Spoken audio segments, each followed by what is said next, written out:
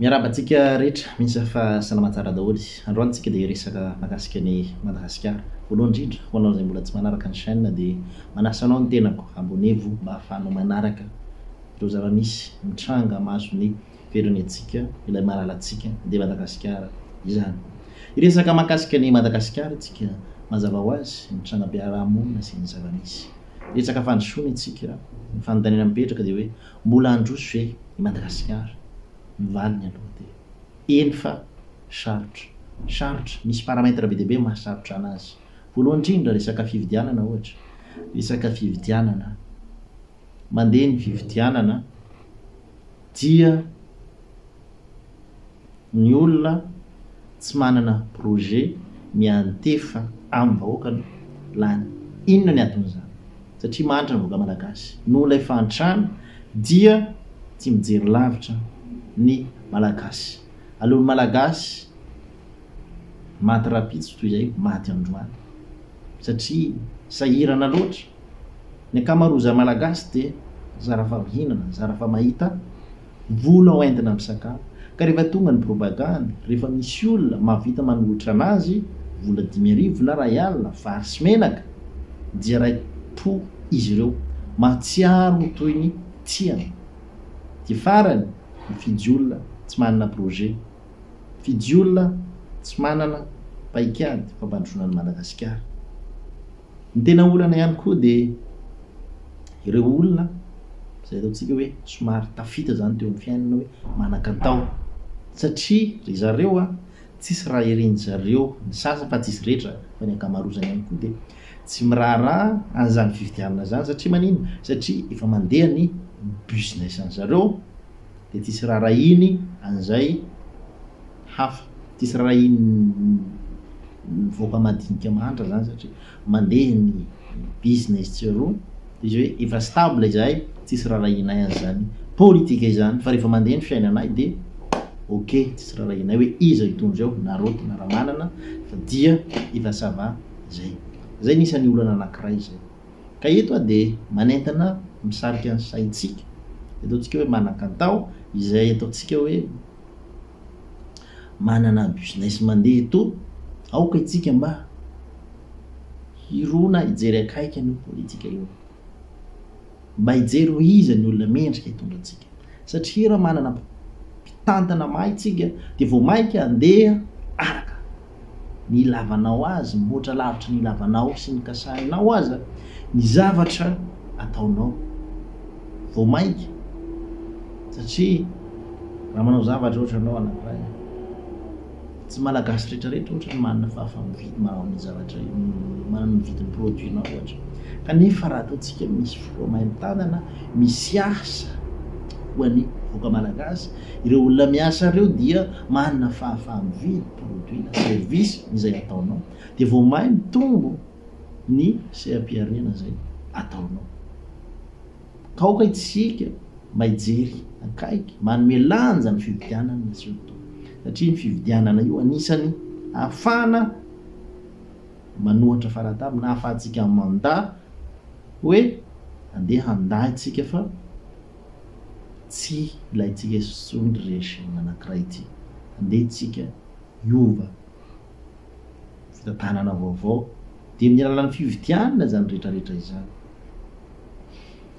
Resaka ihany koa tsika mahakasika ny kianja manara-penitra. Tsy nahazo homologation ny stade Barea, efa fanindrondroza fanitelo. Fanontaniana mipetraka dia hoe fa natao aiza ny vola nanamboarana sy anaovana entretien ny kianja io. Io kianja io dia nandaniana plus de 70 millions de dollars, vola be dia be zany.